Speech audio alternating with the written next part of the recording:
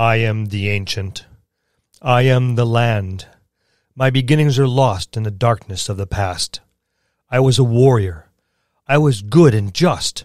I thundered across the land like the wrath of a just God. But the war, years, and the killing wore down on my soul as the wind wears down stone into sand. It's Ravenloft, this week on the Dungeon Masters Dojo.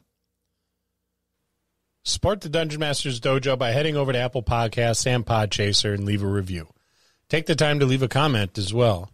This helps make us more searchable to those listeners interested in content such as ours. But more importantly, we want to know how we are doing and what topics you would like to hear about. Another way you can support the DMD is with a small monthly donation, so we can continue to deliver quality content to you, our listeners. This also helps us to upgrade and replace equipment. Head over to Anchor, to the Dungeon Masters Dojo page, and click the support button. And now, onto this week's episode.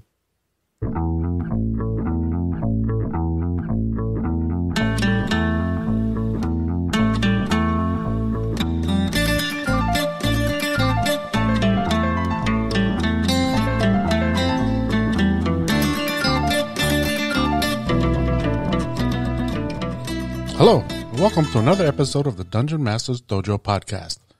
This is a show for game masters, as well as experienced and new players alike. We hope to bring you the tools needed to not only be a great GM, but to help you develop as a player. I'm your host, Louis Aponte. Our stars of the show are Scott Labby and Bill Robotile. Let's enter the dojo and see what both Bill and Scott have in store for us today. Hey, Bill. Hey, Scott. What's up, Lou? It's been a rough start so far. It's been a rough start. It's been bumpy. Really, really bumpy. Well, let's try to get out of that. Let's talk about Ravenloft. Yeah, Ravenloft is just what we need to cheer us up.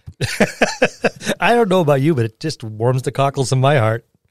So you think we'll be talking about Strahd as well? I think we might touch on Strahd. I know that you have been very vocal about the injustice done to that iconic character in 5th edition. Shame on you. Shame on you, Wizards of the Coast. Yeah, they really they watered them down quite a bit. Yeah. Disappointed. Very disappointed. I'm very disappointed, yeah. I see house rules being kicked in really, really hard on that one. There's a lot of house rules because I think the Abjure and the player, the Monster Man, was actually spell-wise stronger than Strahd. Yeah, that's a problem. Yeah, they fell back too hard on the fact that he's a vampire as opposed to, giving him everything he's the Lord of the land. Yeah. He's supposed to be the big bad. It's like watering down a good scotch. It's almost criminal. No, it is criminal. It is criminal. It's not almost, it is. Well, let's jump into it. All right, so what is Ravenloft? It's not a world in the same manner that Faerun, Kryn, Oath, or Mystara is. It's what's called a demiplane. It's a pocket universe of sorts. It's a construct, and that means it did not come into being in the traditional sense that most worlds do, but rather was brought into being. By who or what is still a mystery. How these come to be is the subject of a lot of controversy and debate among sages and historians. So in this episode, we're not going to address such subject matter, for we are not certain ourselves. Ravenloft can be best described as a self-contained pocket dimension that hangs floating in the ethereal plane. It's divided into independent locations within the demiplane that are referred to as domains. Each domain is ruled by a domain lord and is subject to the whims and the dark powers that rule them. Not unlike true planes, Ravenloft has sets of rules and laws much like our world has laws of physics. These laws, so to speak, are often far different than the laws that we're used to on our home plane. Magic does not always function as we expect. Traveling to Ravenloft mostly occurs accidentally, for very few individuals willingly travel to such a place. Travel occurs much in the same way that a trapdoor spider or Venus flytrap finds their meals. Individuals unwittingly pass by the trapdoor or rest within the maw of the Venus flytrap, accidentally ending up a meal. There are portals, most of which are one way, that lead to the demiplane. Finding a way out is far more difficult. The unwary are sometimes drawn in by the mists, a sinister fog that surrounds the demiplane. The mists appear to be a manifestation of the border of the ethereal plane. These mists surround the demiplane on all sides at all times.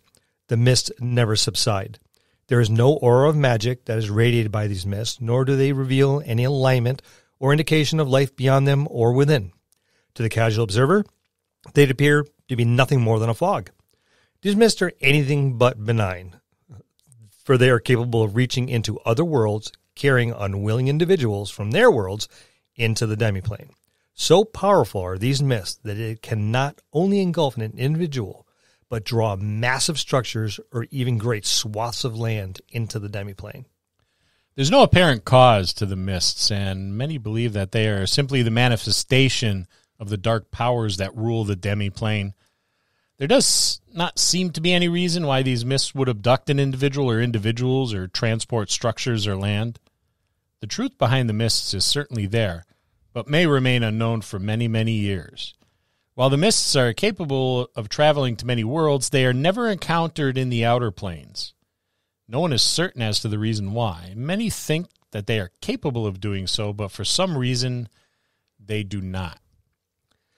The mists are cool. They are. More than once I wrapped an entire evening's adventure just dealing with the mists. And had a few things lurking in there because you're dealing with a border ethereal. I mean, it's part of the ethereal plane, but you're passing through the border ethereal. And there's things that live there, things that are trapped there, stuck there. So it's a fun way to play with your characters and warm them up to the particular quaintness of Ravenloft.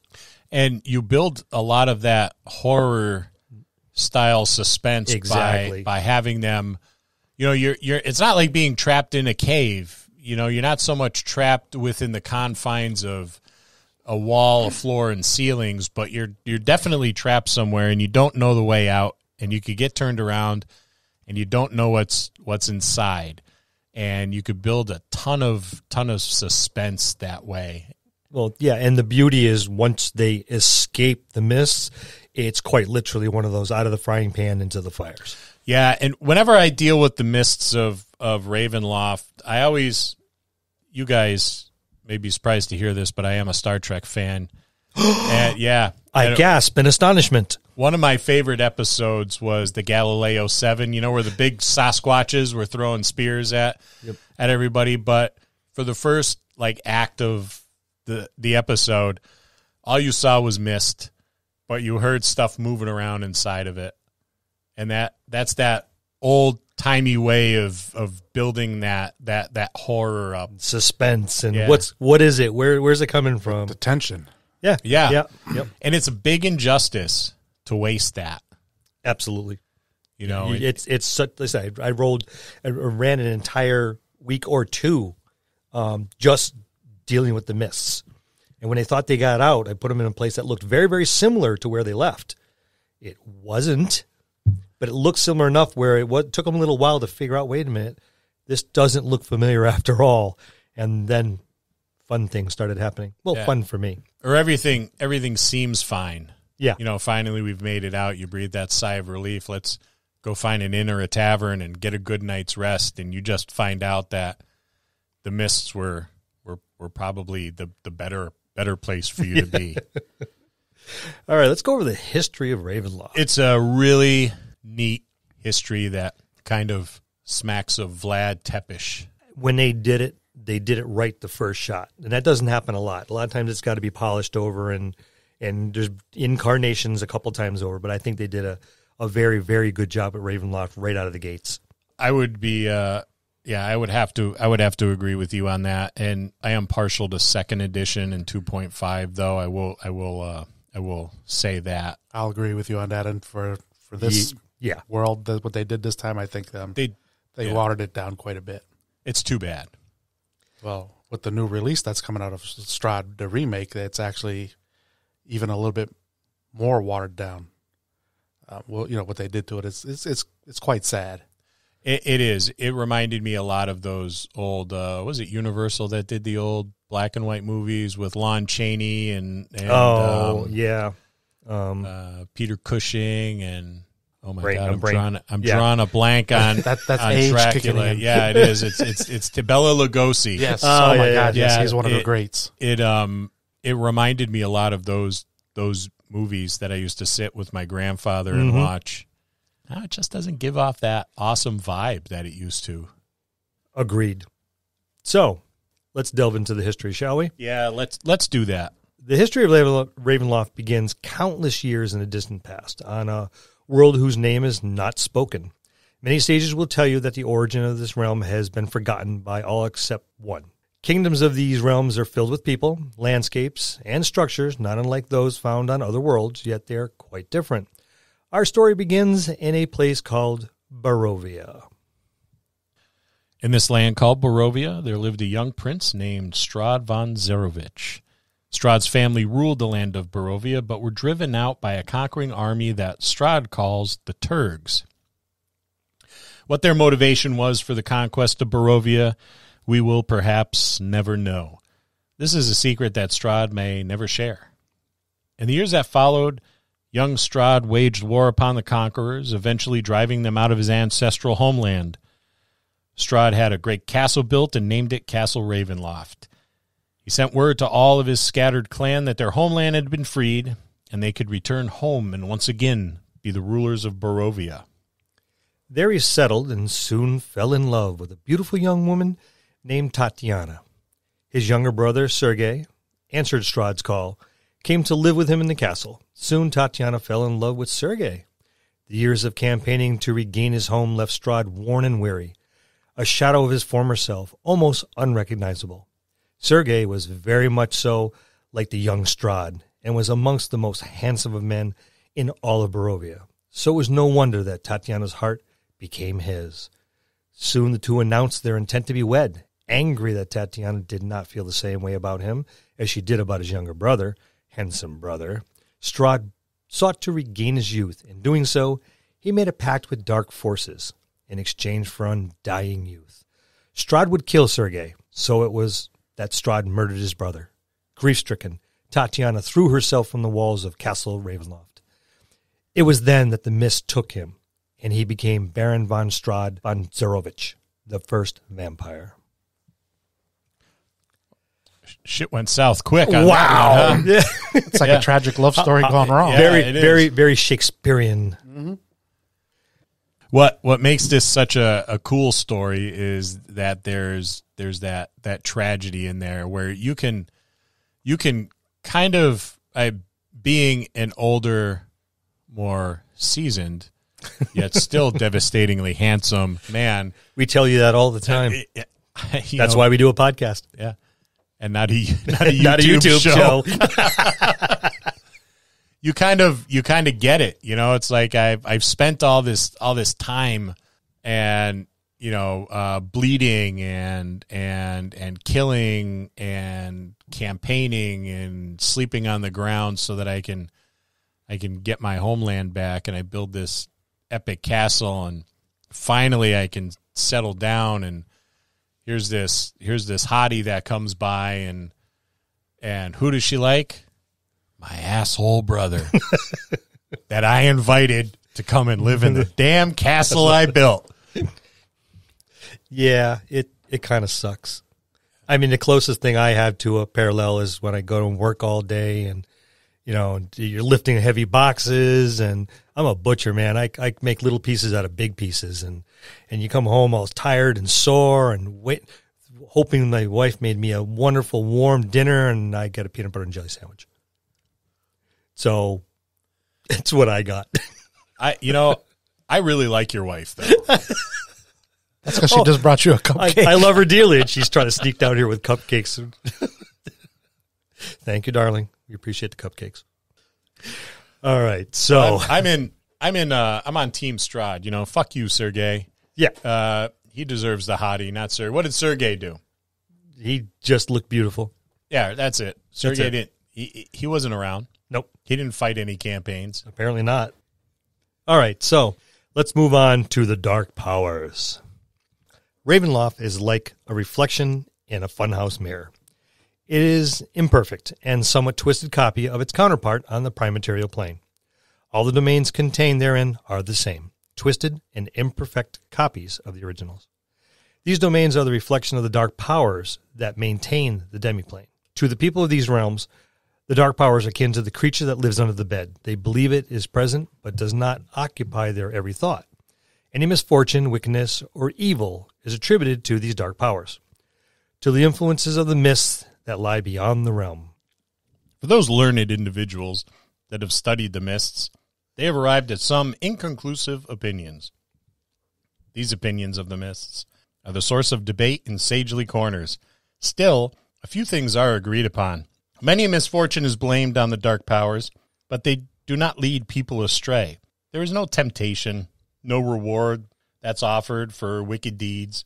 For an individual to catch the attention of the dark powers, they must do something evil. There's no evidence to support that there are any pacts made with the dark powers, although there are numerous stories to the contrary, but it is commonly held that these are merely stories.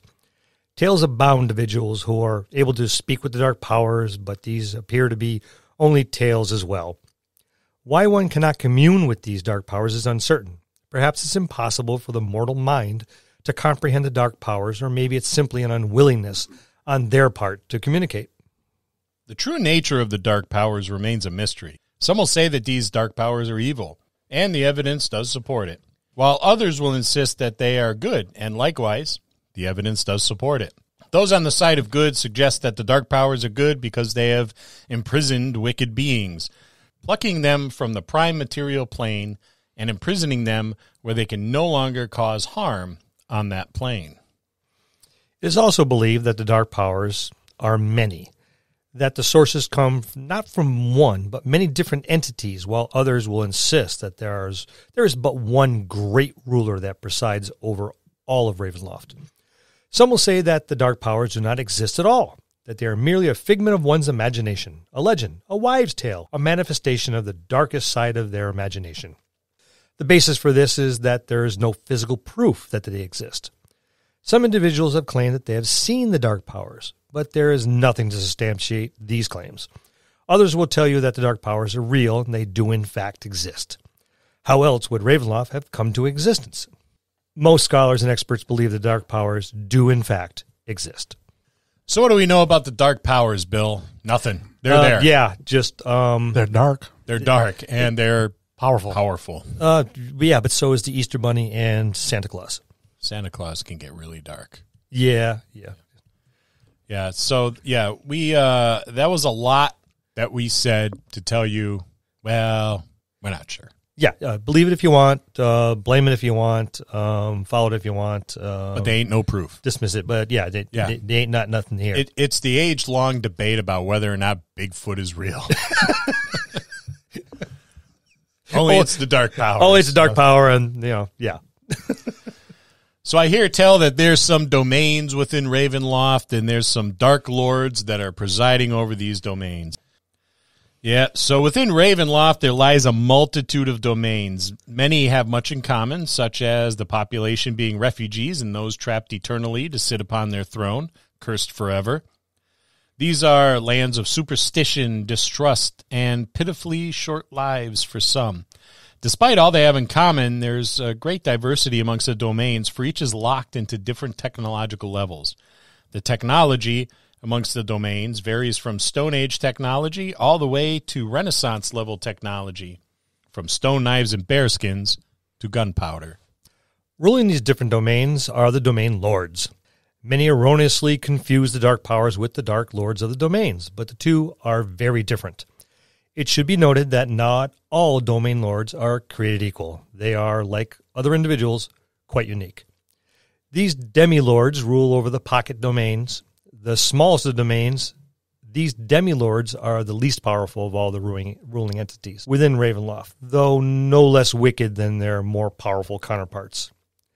The term lord is used to describe any of the rulers of Ravenloft, but this term is not entirely correct.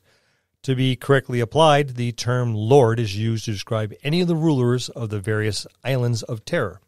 They are more powerful than the demi-lords, but less powerful than the overlords. Occasionally, a group of islands will drift together and form what is called a cluster.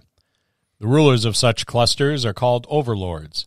These individuals are amongst the most powerful of beings one may encounter while traveling through this demiplane. At the top of the hierarchy are the Dark Lords. These are the most powerful rulers in Ravenloft. They rule the domains at the core of the demiplane. Any adventure that features one of these beings will certainly be fatal. The most famous and well-recognized of all the Dark Lords is, of course, Strahd. But let's not forget Lord Soth. Honorable mention should go to that fellow. Absolutely. One thing that should be at the forefront of every Dungeon Master's mind is these Dark Lords are beyond redemption. They can't be saved. They will not turn to the side of good. For them, there is no happy ever after. So the Islands of Terror, how about that for a cruise destination? I pass. I've been on an awful lot of cruises with Carnival. I think I may have been to one of those. I still pass. But if you get the drink package, it's tolerable. worth it. It's Yeah. tolerable. Yeah, Okay, yeah. I can And deal with that. there is the buffet. So yeah, you can get along with it. Buffet alive. Some of it just pass along. You can take whatever you want. I think one of the things that Dungeon Masters really, I can't emphasize this enough, but these Dark Lords, they are irredeemable. So you may have some party members that want to go in and try to save them. Strahd. Don't let it happen. I think Yeah. I think and of course you're the dungeon master, right? At your table, you could do whatever you want. So don't let me tell you otherwise. But in my opinion, and I don't know how you feel, Bill, or even you, Lewis, but I think it cheapens the story of Strahd particularly. Just about to say that same thing. You can't really don't want to take that lore away from them. Yeah. They're suffering for a reason. They are Dark Lords, not Gray Lords, not Yeah. kind of mediocre Shadow Lords. They are Dark Lords for a reason. There's a reason why they're there. Yeah. There is a reason why they're been bound to and are presiding over that particular domain. Because you think of all the wickedness that happens in, whatever Dungeons and Dragons world you're playing in, right? You have all these inherently evil creatures. And I know that's kind of like a touchy subject now, but we'll go ahead and talk about it anyway. But you have, vampires. Yeah. The vampires in D&D, they don't sparkle. No. They're evil. They're not nice. So for Strahd to be abruptly plucked out of the prime material plane and brought somewhere else, his evil and his deeds must have really surpassed that of your average evil person, I guess. And you put on top of that, he is probably the darkest of the Dark Lords, the most powerful. Well, by second edition rules, yeah, he is, he's at the top of the pyramid. There's not even a hint of redemption. And if you as Dungeon Master do him justice, the first person that tries will probably be immediately eviscerated, brought back from the dead, tormented, eviscerated again, brought back from the dead, and then quartered, and then fed to his companions. Well, I remember back in second edition, let me start over. The edition that we have now, you can go into Ravenloft at first level and, gain levels up in there. And second edition, that wasn't even thought of. You weren't going in there at first, second, third, or fifth level. It was going to be a quick evening at the gaming table if that was the case. Definitely a one shot. Yeah, so, that's one big difference. Right now, I think they have you just playing through the whole storyline, which is okay, but I couldn't, when I heard one of my friends was running a campaign for some friends of mine, I was like, and you guys are starting at first level, and you guys are going up against Strahd at, 11th level. I was like, I didn't understand that. That shouldn't be like that. Strahd at second edition was all powerful. You didn't really fuck with him too he's often. iconic. Yeah. He's Dracula. That's precisely what he is, Yep. because his story parallels Vlad Tepes, and he's the first vampire, like I guess Dracula is supposed to be. Tell his story. That's a cool story, so tell his story. The best you're going to do is inconvenience him and then run your ass away and hope you can get out before you die. But you're not going to turn him. You're not going to kill him. The best you're going to do is inconvenience him. Yeah. Well, now in 5th edition, I think you can do a little bit more than that. You can take him out of the world for a short period of time, but he comes back. Yeah. Well, like on furlough or something. Yeah. Like you take him to Walmart to get a new pair of underpants. You know, they're just trying him out. You know, you can. But he's got to wear that evil bracelet that chimes if he gets too far from Ravenloft. Oh, Jesus. He's on like work release or something. Yeah, I don't know. Yeah. That's not right. Yeah, no. They really watered it down. They made it for everybody is what they did. Not just the higher level characters, I would say. People who've been playing for a while. Yeah, some things should be for higher level characters. You know, you want that